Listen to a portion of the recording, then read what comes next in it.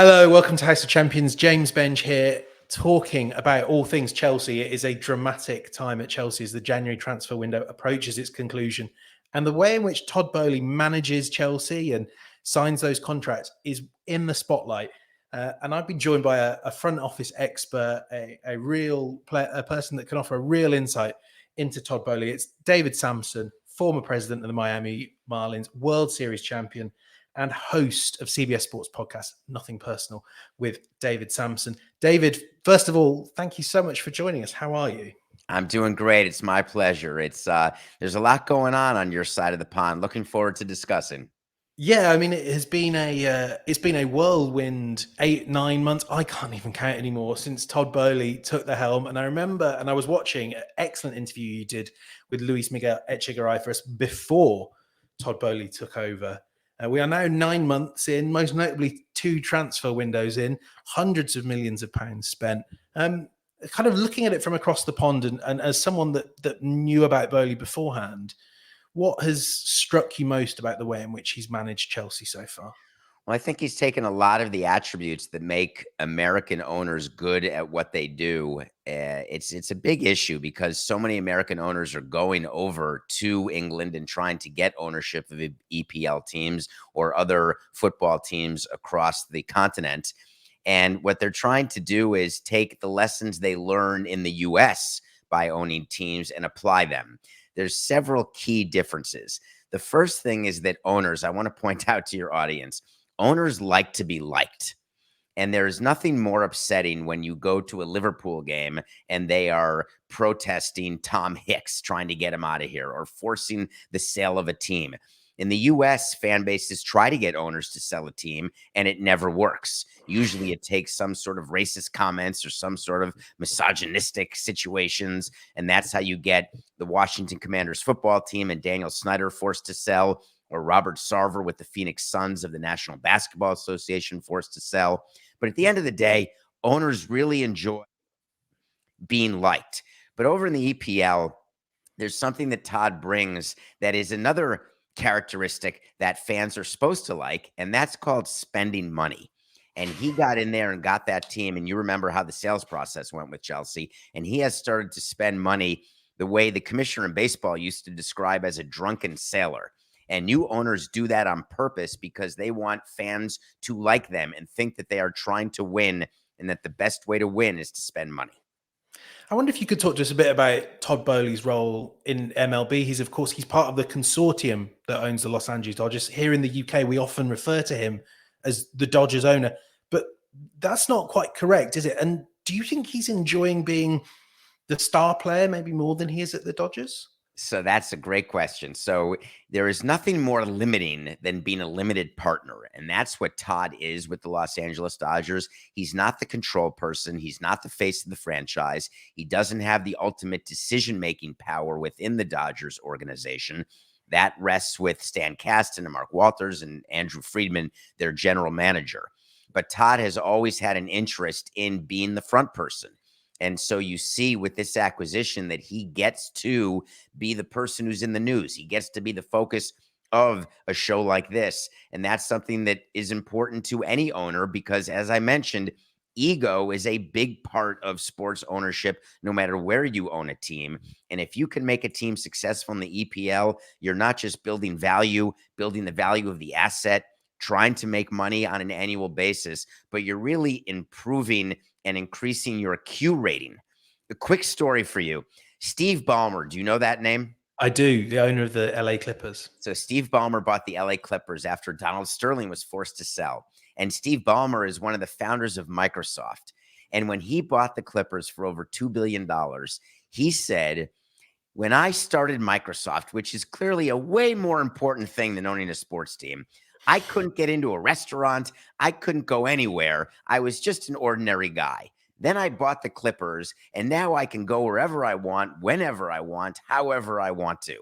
And that's the Clippers. That's the Clippers. Not even the Lakers. And that's a funny little insight into the way sports owners are looked at, not just in the US, but the world. And Todd Boehly is really part of that community where I don't want to be in the back room anymore. I want to be out front. I want to be the one in charge. And when he saw an opportunity to buy Chelsea, you remember he was competing against another Major League Baseball owner, Tom Ricketts. You remember when Tom Yeah. Ricketts flew over and met with the Charm fans, offensive. right? He met with the supporters and he said, we're going to do everything for you. We're here for you. And it's all a bunch of hogwash. Owners always say they're doing things for the fans, but they're not. They're doing things for themselves. And on that, how much do you think it will matter to Todd Boehly when he's in a room? And we know he does like being in a room with his fellow owners, his fellow execs. How much will it matter to him if he does things a bit more cleverly than everyone else? Of course, we are in England right now. We are awash with American owners. They are now more than half of the Premier League clubs are owned by American investors in some form or another. But very few of them are trying to rip up the rule book quite like Todd Boehly. And we're going to come on to the specifics of how he's managing contracts in particular in a moment. But is it going to matter to him a lot that not only does he go on to win trophies, which is kind of expected at Chelsea, but that he makes other owners and other general managers, head coaches act differently because he's ripped up the blueprint? That must matter to him. Well, when you say rip up the blueprint, right, what you're really talking about is financial fair play. You're talking about the way that he's handling contracts. So your two subjects sort of go together. But what he's trying to do, and what all owners try to do, is to do things differently than their predecessors. When it comes to marketing, when it comes to sales, when it comes to team construction, you're trying to leave your own imprint on your new team so you can show the fans, hey, it's not the same old story. I'm not going to be like the guy before. The interesting thing about Chelsea, their level of success, you want to always surpass the previous owner. You want to win more trophies. You want to be at the top of the table, and you want to get there as quickly as possible. And you want to apply the lessons you've learned in American sports over in the UK. And that's why you're seeing, if we can segue to the next conversation, that's why you're seeing the contracts the way they are. Because in baseball, what he learned very easily and what you saw this offseason is when you sign players to longer deals, you get to spread out the money over a longer period of time. And that helps your bottom line. It helps your operating income and your cash flow. And it also helps you with FFP in theory. Now, yes, I mean, you've teed me up quite perfectly there. Now, I have to confess, not only am I not an expert in baseball, I'm not even a novice in baseball. If there's some level below it, that's where I am. This is the UK here. It's cricket. That's our bat and ball sport. So what I've kind of been asking people and trying to understand is, what's the appeal? The Dodgers in particular, is it Mookie? Mookie Betts. Mookie Betts got there eventually. He has a 12-year contract. And as I understand it, he's 30 years old now. I'm no expert, but I'm assuming that at 42, he is not going to be the elite player that he presumably is now. So, wow, you're taking quite a shot there. Am I? What a risky comment that a guy at 42 won't be as good as when he was 30. Tom Brady. Tom Brady. He's the one guy, right? Yes, there's always one. Yeah, it's a thing. And what we get taught at owners meetings when the commissioner will sit with us, and I was the president of a team for 18 years, they'll give you statistics and they will say that players in their late 30s will not be as good as in their early 30s and late 20s. That's really their prime, late 20s. So young players is really where it's at because you get to pay them the lowest amount of money and get the most amount of production. So it used to be that you didn't want to pay older players. But now in baseball, the reason why you're seeing all of these long-term deals that are going for 10, 11, or 12 years is because in baseball, there's something called the luxury tax. And luxury tax is calculated as the average annual value over the entire contract. So if you give $100 million to a player for 10 years, that means that it's $10 million a year towards your luxury tax payroll. But you can pay him $50 million in year one, $48 million in year two, and then $2 million for the rest of the years. I'm exaggerating a little bit because of league minimums, but the point is you can allocate it however you want, but the way it's calculated for tax purposes is really straight line. So what owners are doing is they're willing to forego the back end years and acknowledge that the player will not be as good in order to try to save short-term taxes. And Todd Boehly has taken that and brought it over to Chelsea, and it caused an actual rule change where now you can't go as far out as Boehly wanted to go because it clearly is so unfair. Yeah, I mean, and to give our listeners some examples of this, Mikhailo Mudryk has signed a contract through to 2031. David Fofana as well, 2030. Wesley Fofana, the same.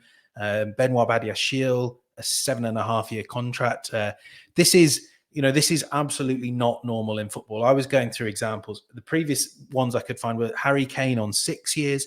Cesc Fabregas in 2006 signed an 8-year contract, and he was 19 years old at the time. And I think this is one of the things that's really interesting me about this. In US sports, in baseball, NBA, NFL, there's nothing more valuable than a rookie contract, a top performer on a rookie contract. And of course, you don't get them in the Premier League. But is this almost Boehly's sort of attempts to work out how a rookie contract in soccer might work? We're told that Mudryk, who they paid 100 million or could end up paying 100 million pounds for, is on less than 100,000 pounds a week, which is scarcely above the Premier League average. So is this Boehly trying to get these, rookie deals almost, but for a player's prime years, his 20s? Well, yeah, of course. When you're signing deals like that, you are trying to get the way it works in order to win is you need as many players as possible outperforming their contracts. And if you're overpaying a player because of age or lack of performance, then you've got to somehow make up for that by having a younger, cheaper player play better in order to equal out the fact that your older player is playing worse, who you're still paying. And the other thing that owners do, we just showed a picture before that's a great picture. It's Todd holding a jersey with the player. That is what they call amongst owners the money shot. Owners are always there for those press conferences. They're never there when you fire your manager, when you trade away your best player. That you leave to the team president or the GM. But when it comes to announcing a player signing and handing a jersey and getting the picture taken, and Todd never had that with the Dodgers. That wasn't his role with them. And so watching him do that makes me smile because for wealthy owners, that is the picture that's worth £1 billion, right? That is what they want. And so as you put together your team, and the question that you should be asking about Todd is, does he know what he doesn't know? And the biggest problem that new owners have is they apply all of the things they learned in their other businesses and they try to apply it to owning a sports team. But owning a sports team is a totally different business. It's a totally different way of operating a business. So when you try to run your sports team the way you run your business, it doesn't work well. But what all the new owners do, and I call it new owner-itis, they say, I'm going to do it differently. I'm going to do it better. And then everyone's going to want to do it the way I'm doing it, but I will have been first. They all say it, and it never works. Picking up on what you just said there, what does Todd Boehly, who, unlike many owners, is actually coming from another sport, but what does he not know about football that may be a pitfall to this sort of recruitment strategy he's following? So I would argue that American owners in the EPL don't know anything about anything. And the reason, and it's not that they're not smart, it's a different world. It's a different level of fan engagement. There's different rules of engagement in terms of how you have to run your business. There's a concept called relegation, which would never be accepted in the United States. There's no chance that anyone would buy a team when there was an opportunity for it to become a minor league team. Or imagine buying an NBA team and all of a sudden you're playing in the development league, or buying an NFL team and all of a sudden you're in the Canadian Football League. I mean, it's unheard of. And to me, it would be the scariest thing of all time because as owners, they want to control everything. But the irony is the one thing you can't control when you own a team is the performance on the field. You can buy all the players you want, do whatever payroll you want, and it still doesn't guarantee winning. But that said, when Todd came over, he had a clear view in his mind of changes he wanted to make. And what I really appreciate about what he did, he's not stupid, very, very smart. He knew that the rules were going to change and that the reason he signed all these long-term deals, he knew very well that they were going to scale that back, and that was going to give him a competitive advantage because those players would get grandfathered in. They wouldn't be forced to change their contracts, but the rules going forward means the other teams won't be able to match his strategy. I mean, that is a really good point. And we have to say for listeners that want a bit of context here, the amortization of a contract, effectively what we're talking about here is that when you buy a player in the Premier League, in European football, you get to spread the cost of buying the player over the length of the contract. So Mudryk has 8 years on his contract. At the moment, I think it will be down as 80 million. Obviously, there are potential clauses along that way. So effectively, Mudryk is costing Chelsea £10 million a year. Any players that you sell, neat accountancy trick, they all go straight on at whatever fee you sell them at. So, as David was explaining there, UEFA are now looking to sort of adjust their rules slightly so that if you sign someone to an 8-year contract, well, you should only be signing them to a 5-year contract. So any amortization, that would be, 16 million. So in effect, Chelsea are going to save £6 million a year versus if they made this deal in the summer, which is not bad at all. Is there more to this, though, than just an accountancy trick? Looking from afar, what do you think? Is this just about being smart with the books, or, what else could it be? Well, you're obviously trying to put the best team you can together, and you're trying to keep them as long as you can. And the question is, does he have scouts around him? Does he have people who are telling him who to sign, who to take in the transfer window, how to put the team together? Because the other thing that some owners like to do is meddle in the construction of your team, not the finances, but the actual on-field decisions. Which we've heard that Boehly likes to do, the famous 4-4-3. I can only say this, that if you are a fan of Chelsea, the last thing you want is your owner trying to say what should be happening on the pitch, right? That is, and all owners meddle. Let me be clear. Todd is not the only one.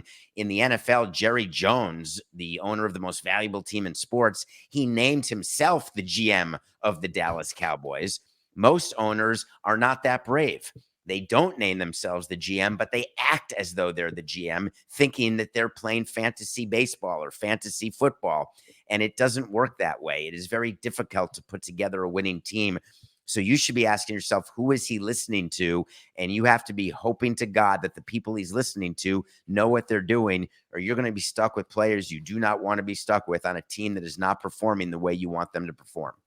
I mean, you've built a championship winning team. It's no small feat. I can't profess to having done so myself. So one of the things that intrigues me, we've seen Chelsea dive deep into let's buy young players. Someone like that, Fofana is coming from Norway, and Mudryk coming from Ukraine as well. I mean, people talk about him as a potential Ballon d'Or winner, but we're seeing long-term contracts for young players with clear presumed upside, but we don't know how much upside.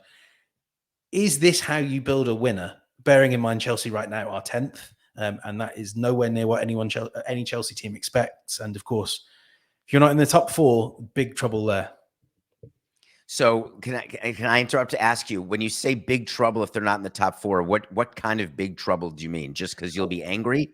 Or I mean, there certainly will be angry fans. That's one part of it. And we've already seen that kind of that spotlight shone on Graham Potter, the head coach. There are already, it seems, some Chelsea fans, and it's social media, you've got to take everything with a pinch of salt, that are unhappy with Potter. And as we see at Everton, if you get a few managerial appointments wrong, people quickly and probably rightly conclude that you are the problem because you can't appoint the right head coaches. But also, of course, if you're not getting access to Champions League money, then all the clever tricks you've pulled with amortization, if you're 80, 100 million pounds down, they don't count for that much. So that would be kind of where the concern is. So there's the point. So there's a team in Major League Baseball called the Atlanta Braves. And the way they've built their team is they took all sorts of young players like rookies and they signed them to very long-term deals, 8 years, 10 years, 12 years, basically locking in the core of their team for the immediate future, for the decade. When you have that philosophy, what you're saying is that you're not going to get every one of those signings right, but you plan on getting 2 to 4 players who will be in your core for that entire period of time that will make up the core of your championship winning team. That's one way to do it, what the Braves are doing. Is the it other the way way you to would do it is what the New York Mets are doing as an example, where they are signing free agents and they're signing older players to longer deals, trying to put together an all-star team and hoping that helps them win the World Series. But the interesting thing about baseball and EPL and every other sport is that every fan base except one is upset every year. What is attractive about EPL and about football to me as an American sports executive is there's many opportunities to win many trophies.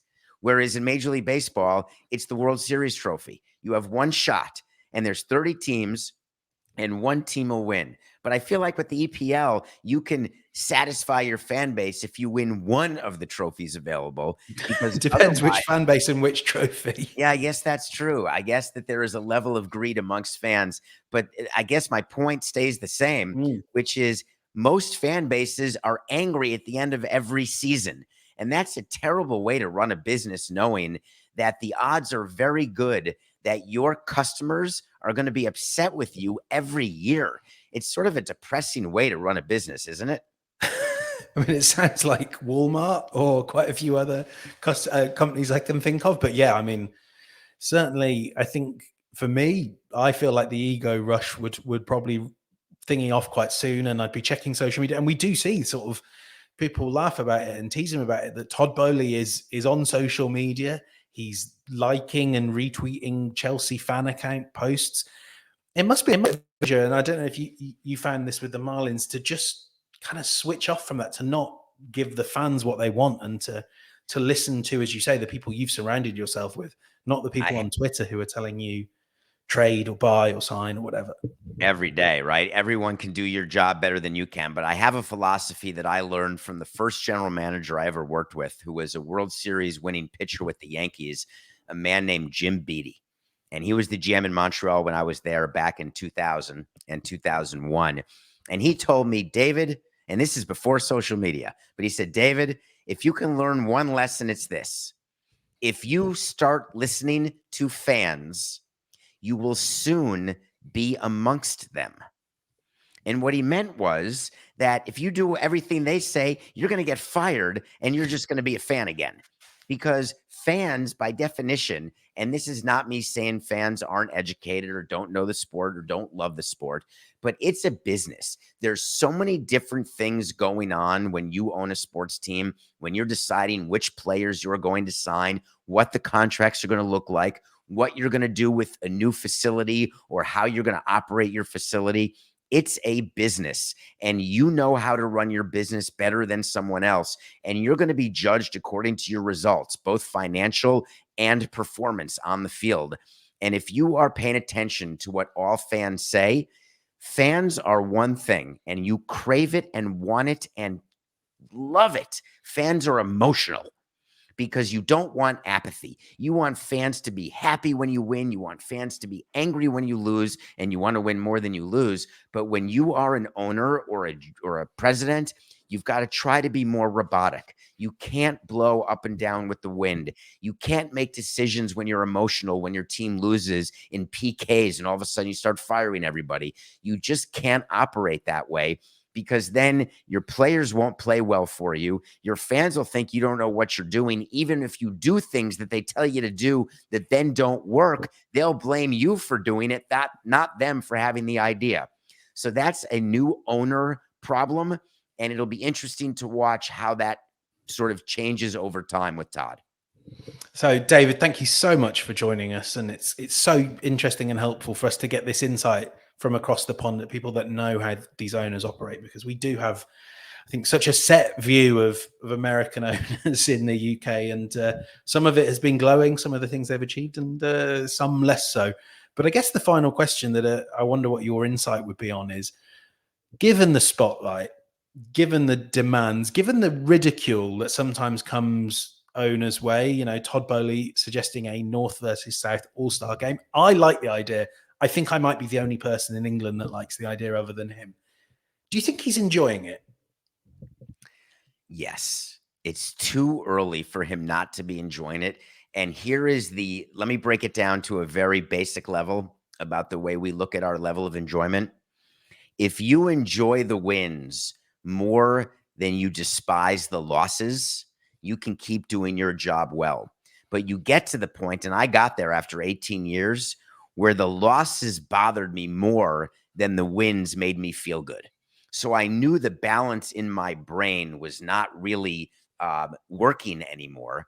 But there's a new shine right now to what Todd's doing. He's the man in charge. He's the public face, and he's not going to get overwhelmed by the results this year. He's not going to think that he's wrong if the results on the table are not what he wanted, or if there's no trophies coming his way, or if fans start turning against him, because it's going to take years for him to actually think that he could be part of the problem. But even when owners think they're part of the problem, they never fire themselves. It will come though, no doubt. It always comes in the Premier League, the moment where you just can't take it anymore. But then who knows? Success is probably around the corner anyway. David Samson, thank you so much for joining us. That was such an interesting chat. Remember, you can listen to David Samson on his podcast, Nothing Personal, David Samson, CBS Sports podcast. And we will be here on House of Champions, bringing you all the talking points from the Premier League, from European football, Serie A, and of course the Champions League starting very soon. David, thanks so much for joining us. My pleasure. Have a great day.